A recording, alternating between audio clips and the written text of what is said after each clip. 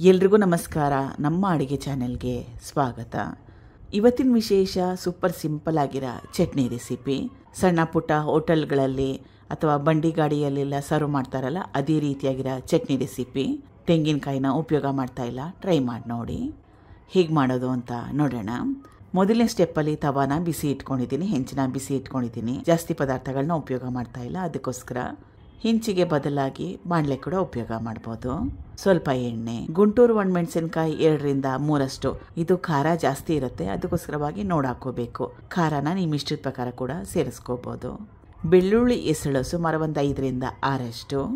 ನೆಲ್ಲಿಕಾಯಿ ಗಾತ್ರದಷ್ಟು, ಅಂದರೆ ಬೆಟ್ಟದ ನೆಲ್ಲಿಕಾಯಿ ಬರುತ್ತಲ್ಲ ಸಣ್ಣ ಸೈಜಿಂದು, ಅದೇ ಗಾತ್ರದಷ್ಟು ಹುಣಸೆ ಹಣ್ಣು. ಕರಿಬೇವು ಎಲೆಗಳು ಸುಮಾರು ಒಂದು 15ರಿಂದ 20. ಇದ್ರ ಕ್ವಾಂಟಿಟಿನ ಸ್ವಲ್ಪ ಜಾಸ್ತಿ ಹಾಕ್ಕೊಂಡ್ರೆ ಫ್ಲೇವರು ಚೆನ್ನಾಗಿರುತ್ತೆ, ಆರೋಗ್ಯಕ್ಕೆ ಕೂಡ ಒಳ್ಳೆಯದು.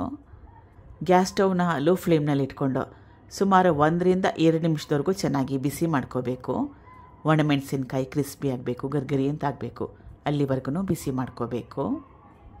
ಈಗ ಈ ಪದಾರ್ಥಗಳನ್ನ ಚೆನ್ನಾಗಿ ಬಿಸಿ ಮಾಡ್ಕೊಂಡಿದ್ದಾಗಿದೆ, ಕ್ರಿಸ್ಪಿ ಆಗಿದೆ. ಗ್ಯಾಸ್ ಸ್ಟವ್ನ ಆಫ್ ಮಾಡ್ಕೊಳ್ತಾ ಇದ್ದೀನಿ. ಹುರ್ಕೊಂಡಿರೋ ಪದಾರ್ಥಗಳು ತಣ್ಣಗಾಗಬೇಕು, ಸ್ವಲ್ಪ ಆದ್ರೂ ತಣ್ಣಗಾಗಬೇಕು, ಆಮೇಲೆ ರುಬ್ಕೋಬೇಕು.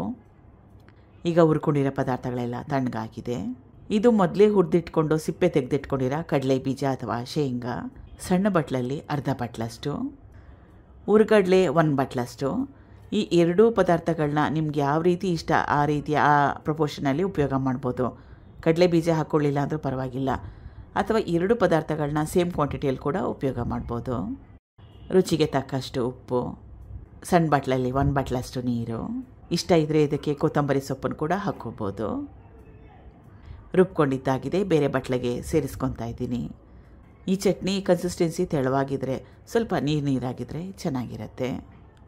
ಒಗ್ಗರಣೆ ಕೊನೆಯಲ್ಲಿ. ಒಗ್ಗರಣೆಗೆ ಎಣ್ಣೆ, ಇಂಗು, ಸಾಸಿವೆ, ಒಣಮೆಣಸಿನ್ಕಾಯಿ, ಕರಿಬೇವಿನ ಸೊಪ್ಪನ್ನ ಉಪಯೋಗ ಮಾಡಿದ್ದೆ. ಬಿಸಿ ಇಡ್ಲಿ ಜೊತೆಗೆ ಸರ್ವ್ ಮಾಡ್ತಾಯಿದ್ದೀನಿ. ಟ್ರೈ ಮಾಡಿ ನೋಡಿ. ತೆಂಗಿನಕಾಯಿನ ಕೂಡ ಉಪಯೋಗ ಮಾಡಿಲ್ಲ, ಸಖತ್ ಟೇಸ್ಟಿಯಾಗಿ ಕೂಡ ಇರುತ್ತೆ, ಸ್ವಲ್ಪ ಡಿಫ್ರೆಂಟಾಗಿ ಕೂಡ ಇರುತ್ತೆ. ಕರಿಬೇವಿನ ಸೊಪ್ಪಿನ ಕ್ವಾಂಟಿಟಿನ ಸ್ವಲ್ಪ ಜಾಸ್ತಿ ಹಾಕ್ಕೊಳ್ಳಿ, ಚೆನ್ನಾಗಿರುತ್ತೆ. Thank you for watching. ಧನ್ಯವಾದಗಳು.